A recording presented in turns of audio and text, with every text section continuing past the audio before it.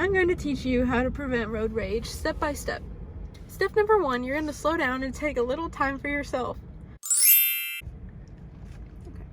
Road rage is often caused by stress and being in a hurry. Allow extra time for various trips and commutes so you can slow down and be in more control behind the steering wheel.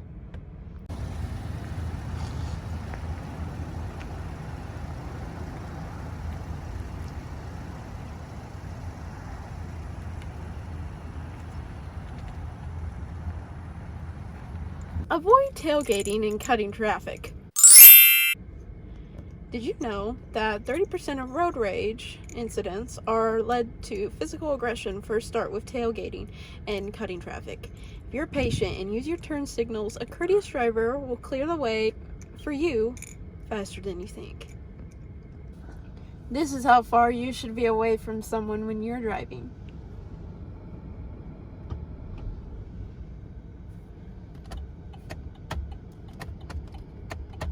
Don't forget to use your turn signals.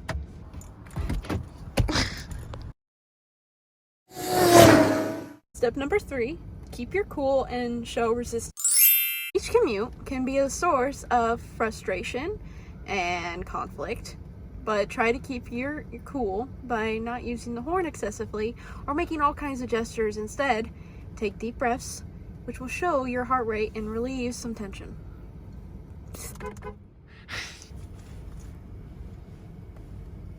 Step number 4, use your brain. You should always listen to the voice of reason and not let your emotions cloud your judgment. Braking quickly to upset the tailgated driver might make you feel better, but it could lead to an accident. If you are following a slow driver, check the speed limit. Maybe you're speeding. And remember that the slow driver in front of you may be a teenager or someone from out of town who isn't familiar with the area. God, they're going so slow! Come on! Hey, they're from California. Hey, I'm sorry, man. I'm sorry.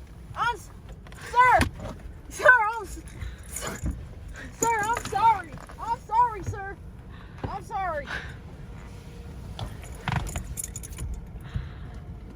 I think they know. Step number 5, ignore bad drivers. If someone else driving doesn't meet your standards, just move away.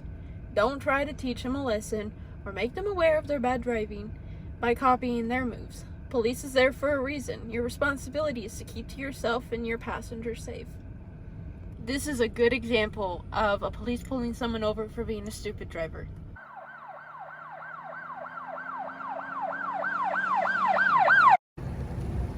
Man, do you know why I pulled you over? Not really. Well, you were driving like a stupid driver. And, ma'am, I'm just telling you, if that man is starting to swiggle back and forth on the highway, please do not do the same thing, because we already got one stupid. We don't need another stupid. I wasn't copying him. Man, that's why I pulled you over. I was taking my shoes off. Why are you driving with no shoes, ma'am?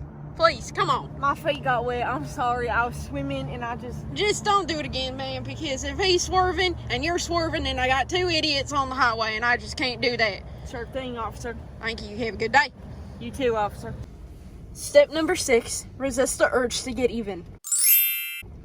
Often, road users don't know you, and you don't know them. So it's never personal. The context or the particular situation is what leads to negative feelings towards other people. Don't add fuel to the fire or try to get even with someone else. Remember that the raging person may be letting off pent-up steam from days or even years of stressful driving situations.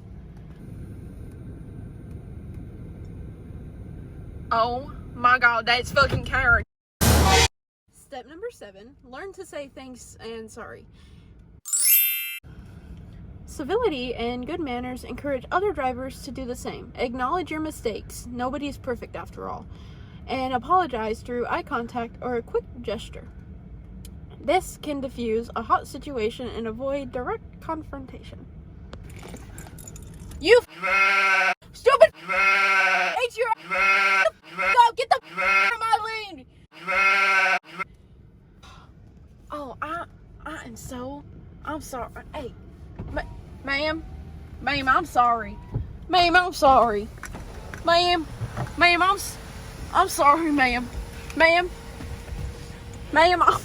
I'm sorry. Hey, I'm sorry.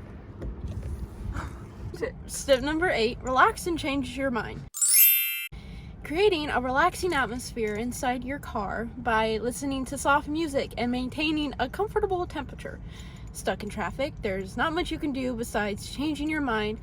Make the most of these moments in the car by listening to audiobooks or educational material. However, surfing the web on your phone or reading a book is not safe as it takes your eyes off the road.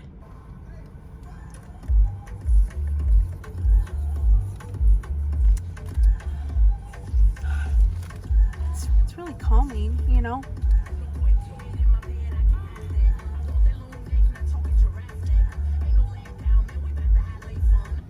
Step number 9, pull over if necessary.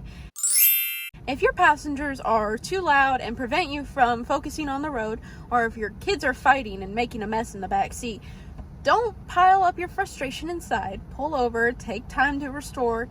You are the driver, so you're the boss. Okay, I'm pulling over. Hey, you know why I pulled over? No. Because you're being distracting, and I can't do that because I'm the boss in the car because I'm the driver. How am I distracting you? You just blew a whistle in my face. What whistle? What whistle? What whistle? Dude, stop. I'm driving. I need to focus. I cannot have this built-up frustration. You stay asleep. Step number 10, protect yourself. If you feel seriously threatened by another driver, stop your car, lock your doors, call 911, or find the nearest police station. If the raging person steps out of their vehicle and confronts you, repeatedly honking your horn might prompt them to move away. It will also alert bystanders that could lend you a hand.